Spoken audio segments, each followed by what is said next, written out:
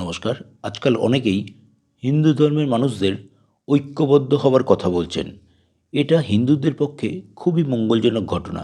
আপনি যদি হিন্দু ধর্মের মানুষদের জন্য কিছু করতে চান, তাহলে এই ভিডিওটি আপনার জন্য। আপনার প্রথম কাজ হবে পাড়ায় আপনাকে নিয়ে ৩ জনের একটি হিন্দু সংগঠন তৈরি করা। সংগঠনটির নামের সঙ্গে আপনার পাড়া বা গ্রামের নামটি অবশ্যই জুড়ে দেবেন। মাসিক চাঁদা ৫ টাকার বেশি নেবেন না। একটি পাড়ায় ৫-৬ জনকে এই সংগঠনের সদস্য করতে পারলেই আপনি জানবেন অনেক কাজ করে ফেলেছেন।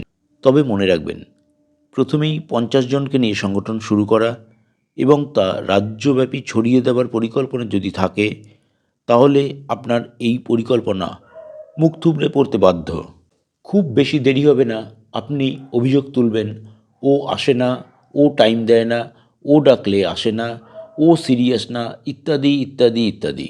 আপনার ছোট সংগঠনটি যদি মাসে একজনের বাড়িতে ১ ঘন্টার জন্য বসে আলোচনার ব্যবস্থা করতে পারেন, সেটা অনেক বড় ব্যাপার।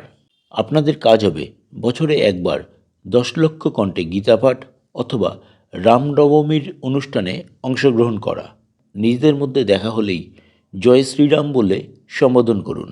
আপনার সংগঠনের কেউ বিপদে পড়লে অবশ্যই পাশে থাকুন, যা দেখে অন্যরাও আপনার সংগঠনে আসার কথা ভাববে। সংগঠনের সবাই মিলে চেষ্টা করুন ৬ মাসে অন্তত একবার কোনো মন্দিরে গিয়ে ভোগ খাওয়া। এছাড়াও ইউটিউব ও ফেসবুকে আপনাদের সংগঠনের প্রচার করুন।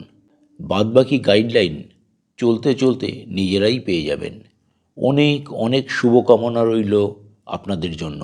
জয় শ্রীরাম। ভারত মাতা কি জয়।